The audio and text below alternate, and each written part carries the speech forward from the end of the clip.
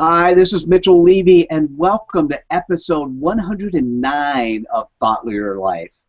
We've had a phenomenal month, and I'm so looking forward to this last session with Dr. Stacy Feiner. Stacy's been with us for the month. We've been talking about the culture in mid-market companies. Stacy Feiner is a PsyD Executive Coach for the middle market at BDO. And Stacy's brought on some really phenomenal guests. Stacy, thank you so much for joining me for the month. Thanks, Mitchell. Thanks for having me. It's been fun. Oh, good. We'll have to do it again. It was great. Hey, we have with us Robert Elwood, the COO of the Sports Mind Institute, who's had a very interesting career, done many things in this life, and now doing something new, which we'll learn about today. Robert, welcome to the show. Thank you so much. Thanks for having me, Mitchell and Stacy. Thank you. So, Robert, what we've been talking about throughout the show is focusing on culture in the mid-market. And in today's fast-paced world, if there's really a need for culture at all, what are your thoughts in terms of culture within corporations? Sure. I think culture is extremely important, but only if it's utilized and implemented the right way. And I say that intentionally because I don't think it's just something that naturally exists within organizations. And of course, you're going to hear me reference sports teams as well and organizations, sports organizations, because that's my background in my industry. I think it needs to be created, and it's the heartbeat of the organization. It needs to be created from the top. And in an organization, that could be the CEO or the owner. And in a team, of course, it could be the owner or the general manager or the head coach. It just depends on that type of sport and environment. But I do believe that it needs to be created, and a lot of thought needs to be put into it, and it needs to be open to being changed and evolved over time. I like it. I like it. Great answer, by the way. Very concrete, very focused. Love it. Yeah, you know, Robert, sometimes I think about it in terms of a leader that proactively builds culture can have a healthy culture, but a leader who doesn't focus on developing proactively their culture actually ends up looking like their worst idiosyncrasies. I completely agree. It takes a lot of energy, a lot of thought, and again, to self-identify, is this important? And if it is, you treat it just like any other product or vital member of your team. It is top of the list. Nice. So how did you two meet, Robert? And what is it that you're focused on now? What's exciting in the world? Sure. Well, we got to plug LinkedIn whenever we can. I met Stacy through LinkedIn and just saw a very impressive resume and history of working with folks and working with people that are involved in business, but generally also in life. And my business right now is working with the Sports Mind Institute, as you mentioned, where we're focused on helping others as well. And the title is a little bit indicative of what we're trying to do, taking a sports mind type of thought, producing an academic type educational outcome from some of the lessons and stories from sports minds, and seeing just some synergy between what Stacy does in her work and what we do here, producing a lot of content at the Sports Mind Institute. Nice. Nice. So, Stacy, you're excited about this. You've looked at some of Robert's work. Yeah. How does this fit into the culture work that you're doing? It's a direct correlation. So one of the things that was most impressive of the e-learning modules that I watched of Robert's on the Sports Mind Institute had lots to do with questions having to do with talent, having to do with teamwork, having to do with a mindset, having to do with competition and winning and collaboration and kind of rowing with the same kind of strength in order to get to your end goal. And they were inspiring, but they were also, and they are also, full of lessons. I think that these analogies between business and sports sometimes are kind of, they're loose. They sound good, they're kind of inspiring, but they don't have a whole lot of practical application.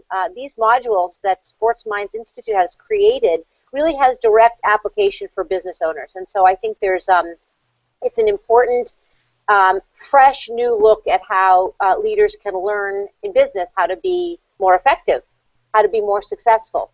In sports, when you start a game, it's like, let's play ball. But in business, you don't start the day, let's play business. And the people that, the most, the best paid people in our country are athletes, and they don't work at play, they play their game. So I think when business leaders look at how business is to be played, business is to be experienced, I think there's a wonderful opportunity to grow leaders through sports analogies and sports stories. I think I have my aha moment. I've been thinking about this for a while. So what I often say, because I love to work, I love to create and do new things, and what I often say is if work equals play, then you play all the time. But I actually just start my day. I don't actually start my day with a statement. I think starting my day with a statement like, "Hey, let's play business," would be kind of fun. I like it. We need a theory. We need a theme, a Yep. sports theme. I'll go to Fiverr. We'll get some theme for that. Pretty cool stuff. But tell us, Robert, what is it that you believe is the nugget or the lesson that connects business with sports? Yeah, I mean, on the topical level, almost all sports, let's take out youth sports, but even collegiate and above, and sometimes in high school, they are businesses. They're major businesses. I mean, if you look at the NFL or any of our major leagues here in the States or overseas, these are billions and billions and billions coming in and are treated just like a business. It's very attractive on the outside to say, hey, I can't wait to get a job within the sports industry, and then you get there and you realize it could be the same job that you just had somewhere else that wasn't in the sports industry, because everything is treated the same. Of course, there are outcomes that can be measured very easily and in exciting, emotional ways, but that's the top in the topical sense. What sports and business have a very strong correlation. Moving beyond that, though, I do believe that the platforms are very similar. I mean, in a business, no matter what the outcome is that you're trying to achieve, you're trying to improve people, products, processes. The same in business. And so when we take those little segments of what we're trying to achieve and we apply it in the business workplace, it's just the same in sports. Whether we're developing players or we're developing nutrition for those players, we're developing a PR division or ticket sales, anything that we're trying to improve, enhance, to exceed expectations, like any other great business, is happening in both the business world inside the traditional office as well as what I'd like to say on the field or the offices that oversee the field. So we kind of need, actually, it'd be kind of interesting to come up with, because we accept the terms and approaches and positions in professional sports, and we technically have those corollaries in business, but they don't act the same way. Right, the coach on the field is not treated the same way as the HR executive at the organization, right? I mean, so it'd be kind of interesting to figure out how to change the rules. Yeah, it would. Yeah, it would be. You're right, and I don't think I have the answer to that, but I'll share a story, and it'll open up some other dialogue here. Tony Dungy, who I had the privilege and honor of sitting down in an interview and listening to him for a good 45 minutes and speak about his life, and he's such a kind and gentle soul and such a respected individual, both in the NFL, but of course all over the world. He's highly respected. It took him years and years and years to develop from what I understood from the story, but he put up 4 sentences or lines, phrases everywhere within the office and also within the locker room, and it was expectations, execution, no excuses, no explanation. And if you think about that, when we start talking about those, how do we manage or coexist or interact with those in our office, compared to, for example, Tony Dungy trying to make that making that statement and then hiring his players and his coaches and everybody who are going to be fit to adopt that system of what he put on the wall. anybody can follow that. Anybody can follow that mantra, or whatever that mantra is, in relation to what you're trying to achieve in your own business, and going back to that word culture. So I found that story to be really interesting by Tony, and then I think about businesses that I've run, or folks that I've consulted with, or done work for, or been involved with, or just even talking with friends. And I think the same thing applies. I mean, the core values that we establish to create that culture and create the behavior and create the way we're going to welcome new people or new systems and new products into our business, just sometimes happen to be in the employee manual sometimes, as opposed to in the locker room door when you open it up and you're looking at it as a team all together. Maybe that's a difference, and maybe that's something that could change when we want to implement it.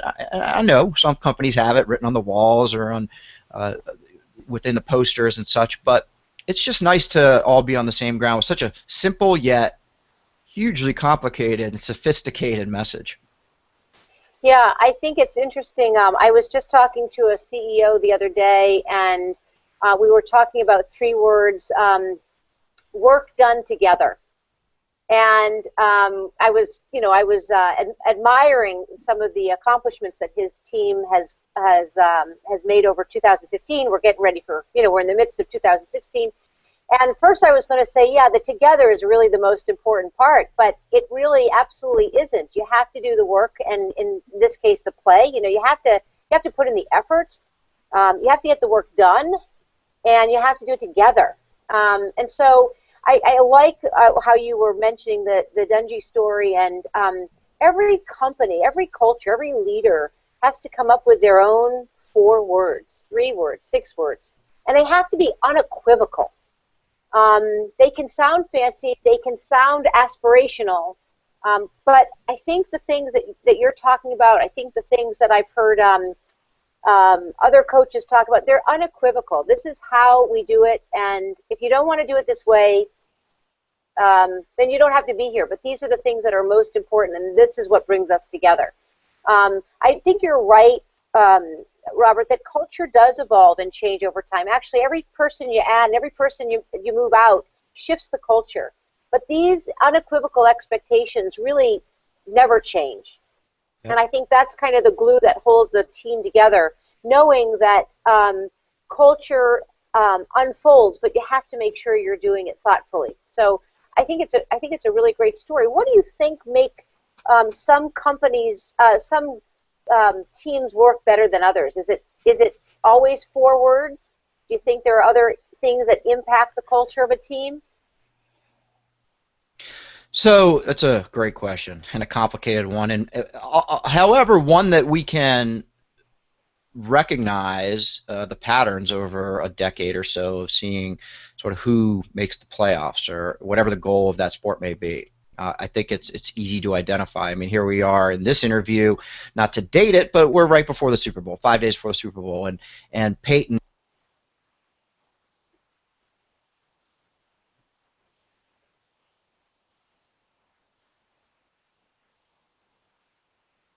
Uh-oh. I'm back. Are you guys back? No, we lost Robert for a little bit. Should be back. I don't know. It just, the whole thing just conked out. Okay, I can hear you. Keep going with Peyton. I hate it when that happens. Anyhow, let's go pick up. for it. I want to hear that story. So here we are, Peyton Manning, and I'm not going to quote it exactly, but if you look at the last 10 years or so, and you look at the quarterback, which then, of course, is a reflection of the organization as well, and you look at Peyton Manning and Roethlisberger and Brady, and then I think it's a couple of the Ravens quarterbacks this is from the AFC. They're the only ones who've gone to the Super Bowl in the last 10 years. So where's everybody else? I mean, you got Denver, New England, Pittsburgh. Of course, you have the Giants and some others on the other side, but I just use that as a reference because where's everybody else? Well, again, if we look at the leaders of those organizations and we really take the ownership group, the head coach, those they surround themselves with, the quarterback himself in this situation, I just think there is a common thread that has been set from, as an example, as something as simple on the wall as expectations, execution, no excuses, no explanation. That it really in any conversation of should we do this? Should we draft this player? Should we add this to the stadium, the atmosphere of the stadium? Should we run this play or have this part of the game plan? I mean, if you define your values well enough and you stick to them and the leader sticks to them and really holds everybody accountable, you can almost always say, well, does that fit into expectations, execution, no excuse, and no explanation? And those who let it slide, I think those are the teams that we don't see a lot. And so I think it's directly applicable. I think another common denominator, which again, a short story from David Cornwell. David Cornwell is an excellent attorney, represents a lot of athletes in various cases. Also, the coaches, executive director of the NFL Coaches Association. I'm telling a lot of NFL stories here, but it's before the Super Bowl. It's that time. Right. It's that time. And he mentioned something which is great. He's got 400, 500 attorneys working with him. He's been involved in a lot of things. He gets ideas thrown him all the time. So it's not those creative type ideas, but it's still ideas. Hey, maybe we should do this. Maybe we should do that. Maybe we should approach it this way. And he said something which is so fascinating that hit me right over the head. And this was just a year ago. So in all these years I've been working, he said, that's great. But he always turns to his team and he says, well, what's the objective? Why? Tell me the why we're doing this and the objective. And that sort of goes then back to, well, what are our core values, either on the wall or embedded within our culture? And if you can't come up with the objective, well, why are we doing it? What's the objective of hiring Johnny Manziel? Not to take a shot at the guy, I feel bad for him, but what's the objective? Is it to get ticket sales? Okay, well, if some people think it's to get ticket sales because he's going to draw attention, that's a whole approach to that culture. If it's to win Super Bowls, that's an entirely different approach. So it's really got to be defined and then carried forward. And it's not as simple, Stacy, to answer your question, but it can be as simple as going back to what's the objective, does it fit our core values? And every decision is made upon that. So no matter how complex the issue at hand is or the movement or the change management that we're going to handle is fitting within that bucket. Well, it's interesting. We are Johnny Manziel land over here in Cleveland, so that's funny that you say that.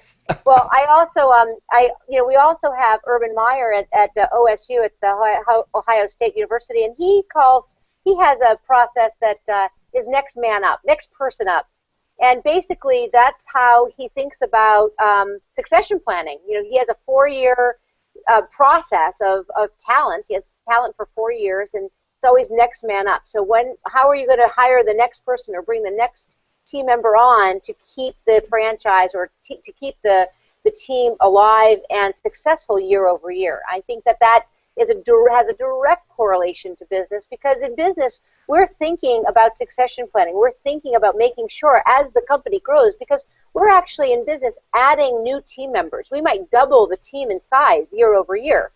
That's not true necessarily in football or in baseball. You have a set number of members of your team, and in business it could double in the course of a year. So we need to be really paying attention to those tools and how they can be scaled as business grows.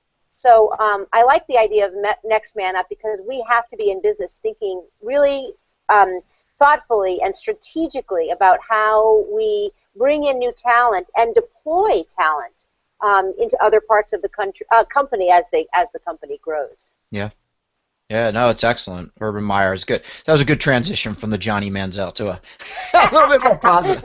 By the way, I feel like Urban Meyer. I'm sitting here with my headphones on here. I'm getting plays called in from above, so I'm going with that football theme. This looks good. No, you're so right. You're so right, Stacy. And I'm thinking about our conversation now, and it's really, why not have those phrases in your office or in the boardroom or in the meeting room or wherever it is, because we can overcomplicate everything.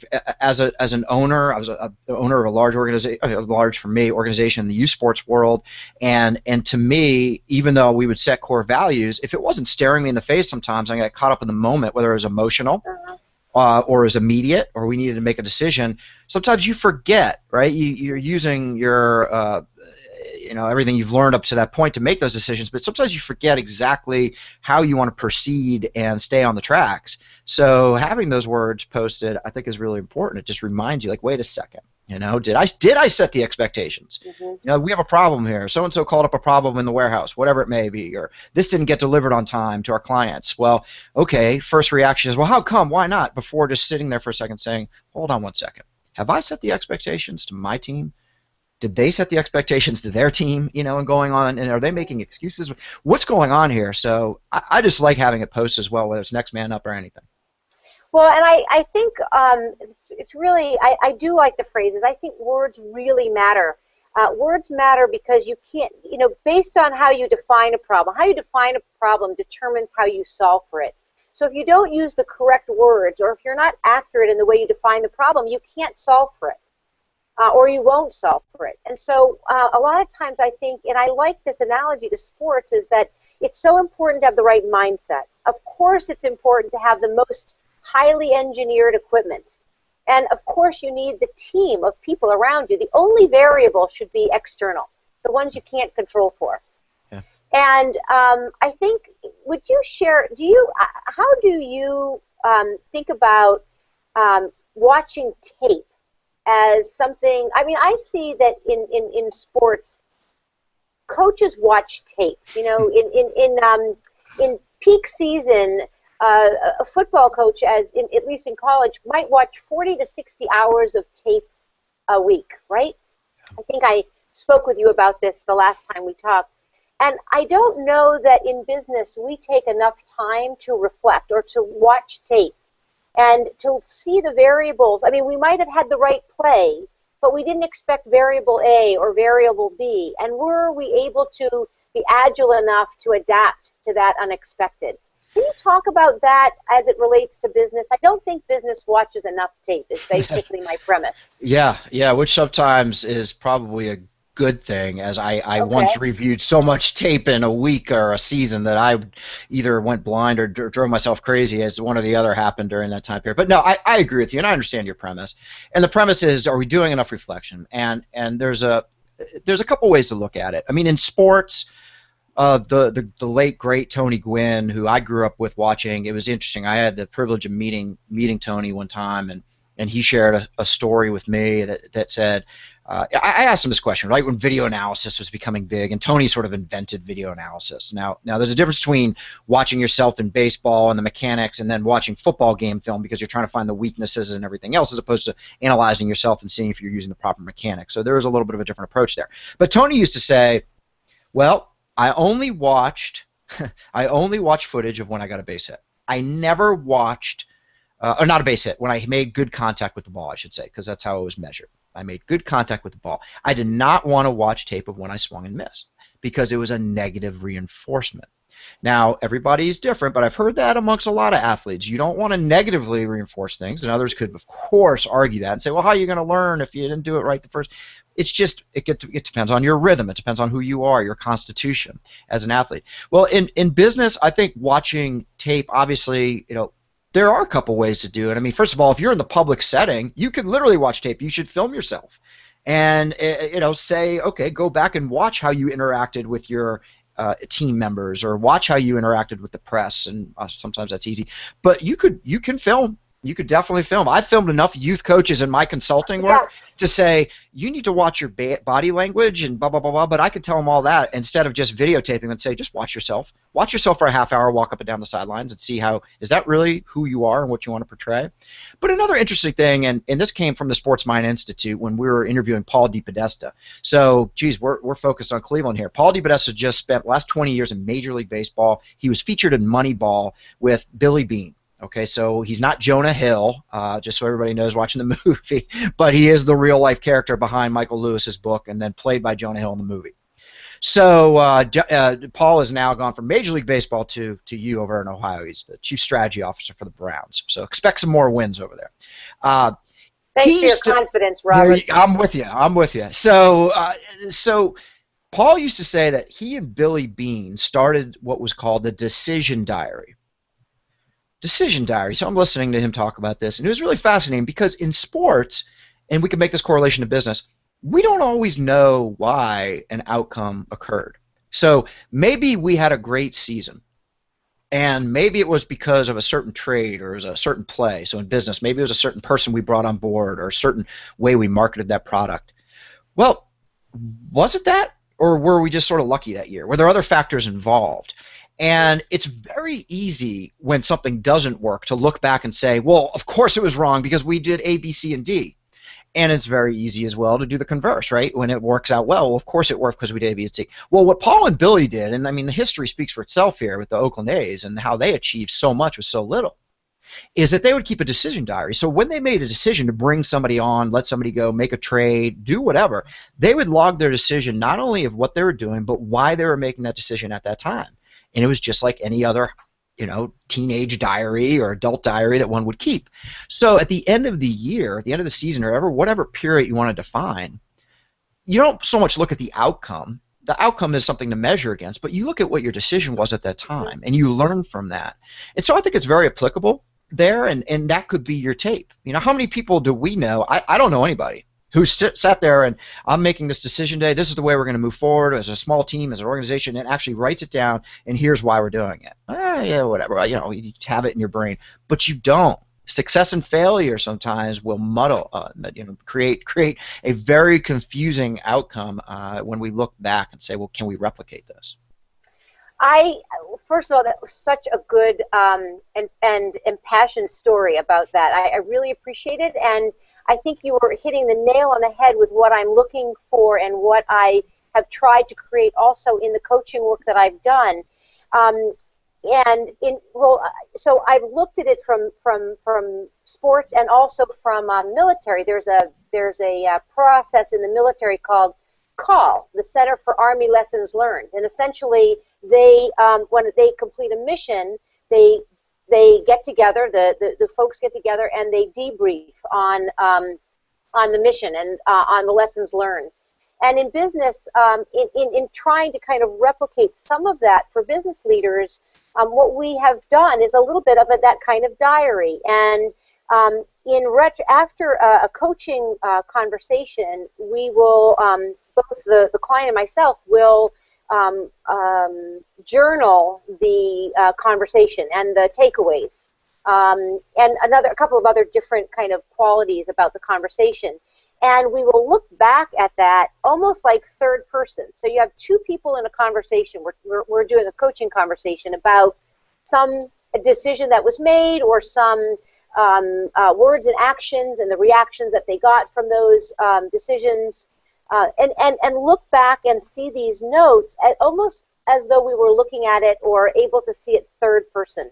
And I think that third person review of a conversation or how we dissected or deconstructed a particular situation is a very valuable way to use this watching tape in business.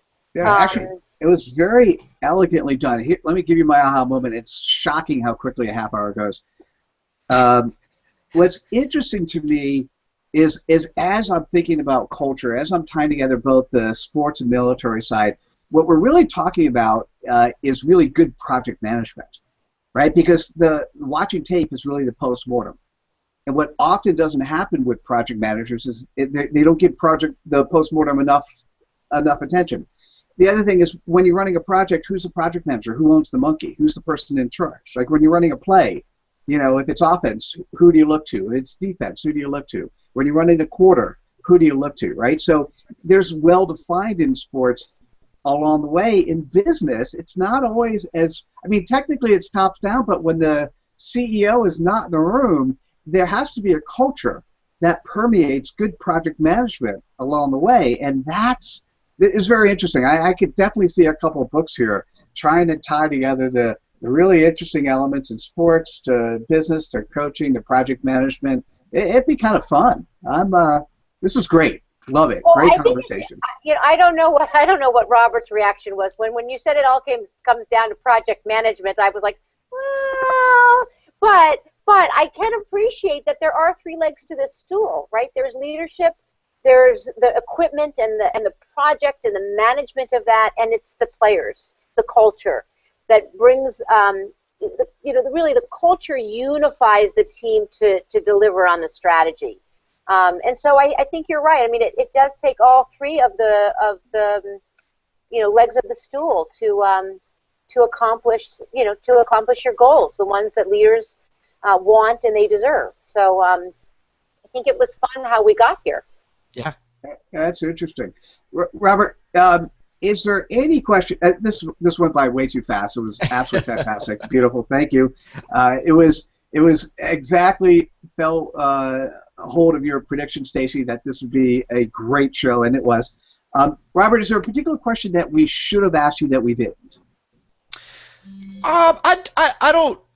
The only thing that's come to mind, I don't know if it's a question that you should have asked, but to sort of integrate a thought that I had while we were just speaking is, one thing that I've realized having been involved in so much athletic competitions and practices and teams, and then having the honor and the privilege and the hard work and luck and whatever you want to call it to run businesses and be a CEO and an owner and a founder. I do think that in sports, when we say what can we institute, right? What can we take from sports and institute into our business? Well, I think in sports we are able to stay very present while we're doing things, and present means we're having fun and we're doing what we need to do to accomplish certain goals, and ultimately it's the goal to win, right? It's everything's measured by a scoreboard, whether you like it or not, and it's a goal to win. And so you get those short-term victories week in, week out, multiples, depending on what the sport you're playing or what you're doing, and so it's sort of simple to be able to manage that sometimes in your life as an athlete or as a coach or involved in sports. When you go into the business world, I think we lose sense a little bit, and it took me a long time to realize this, of when and where we should celebrate and what the culture of celebration is within our organization. And you can't, you hear we're going to do an annual review and all that stuff, and I say, come on, annual review, I mean, a daily review or a weekly review, or let's define how we're going to celebrate these moments, because unfortunately, not all the time, and again, I'm speaking broadly, not all the time is there a scoreboard right in front of us. So maybe you create a scoreboard, whatever it is you want to measure, but realize that people do like to celebrate. They do like to know where they are as an organization and as an individual, and so create that atmosphere. It doesn't have to be cheesy. It doesn't have to be directly related to sports, but the point here is celebrate small wins, right? Let's not wait to the end of the year to look back at the season and watch tape then. Let's watch the tape. Let's celebrate and let's move forward and continue to build that culture. That would be my advice. I love it. Yeah. And Robert, people who are listening to you or watching you, how do they get a hold of you?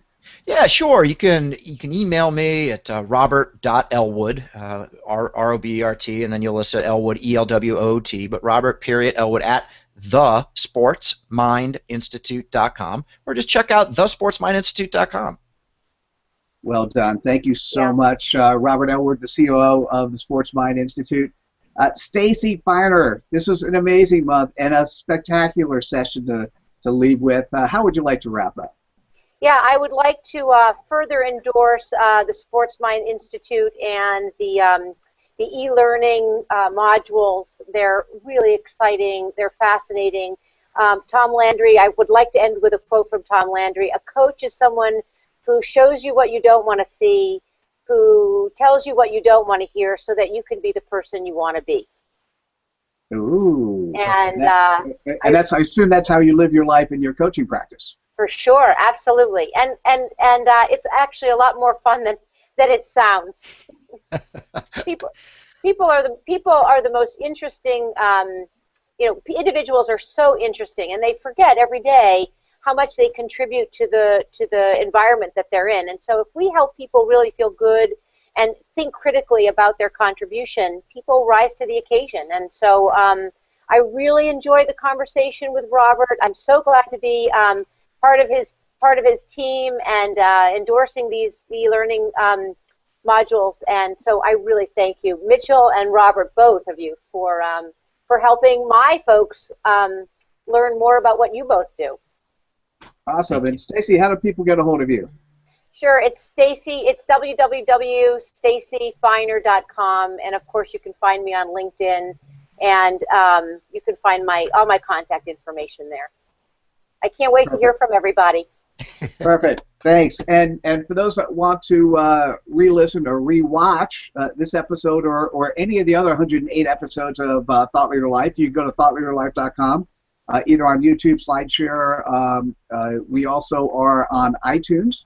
We broadcast in iTunes through the FIR network. And also we have, I think we've created something in the order of 20 plus AHA books from the thought leadership lessons that have come from Thought Leader Life. So there's a lot of great content, and Robert, you'll be part of a book that we'll create for Stacy on coaching and culture in the mid-market, and I'm excited about that. I'm really looking forward to seeing what it all turns out to be. To reach out to me, just Google Mitchell Levy, link up to me on LinkedIn or Facebook if you think it's appropriate, and certainly Twitter. I'm at Happy About. I thank you so much, the two of you, for joining us today. I thank the audience for joining us. Look forward to seeing and talking with you during another episode of Thought Leader Life. Take care, everybody. Bye now.